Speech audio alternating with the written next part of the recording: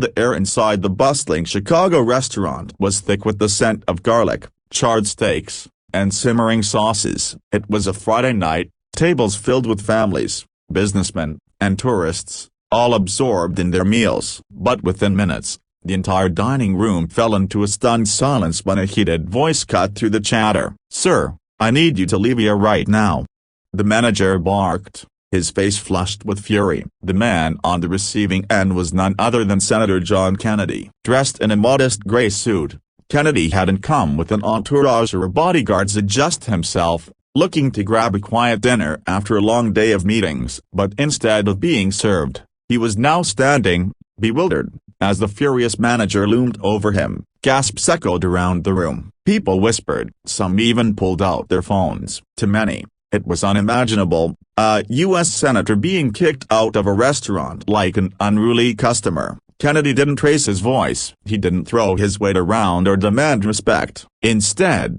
he calmly asked, "Can you tell me why?" The manager's reply dripped with anger. "Because men like you don't deserve to sit here. You think you represent the people, but you don't. You just stir division. This place is for community, not politics." The words hit hard. Kennedy nodded slowly, not arguing, not defending himself. He quietly gathered his jacket and turned to leave. But then something unexpected happened. At the corner table, a young woman stood up. She was holding her little boy's hand, her eyes shining with both shock and courage. "Wait," she said, her voice trembling yet clear. "You don't have to agree with everything he says, but he's still a human being. No one deserves to be humiliated like this." The room went silent again. Then, another voice joined in from an elderly man near the bar. "I fought in a war for this country. I didn't fight so we could shout people down. I fought for freedom, and that includes the freedom to be heard."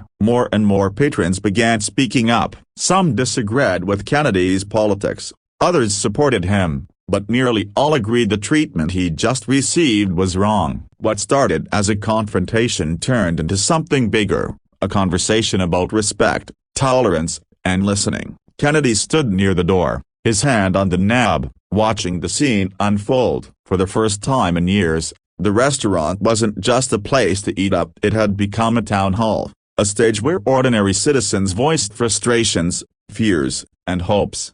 The manager, still rigid with pride, looked around as his customers saw his community pleaded for fairness. Finally, his shoulders dropped. He exhaled and muttered, "Maybe I overreacted." Kennedy stepped forward, not with anger, but humility. "Sir," he said gently, "you don't owe me an apology. I know what it's like to feel unheard, and I know what it's like to be angry, but maybe this is a reminder that listening is more powerful than shouting." The room erupted in applause. The same manager who had tried to throw him out now invited him back to the table. Kennedy didn't give a speech, didn't campaign, didn't argue policy. Instead, he sat among the patrons, asking them about their lives, their struggles, their dreams for Chicago and the country. Hours later, when he finally left, Kennedy wasn't just remembered as a politician who had been kicked out of a restaurant. He was remembered as the man who turned a moment of humiliation into an evening of unity. The story spread far beyond Chicago. People debated the incident on TV,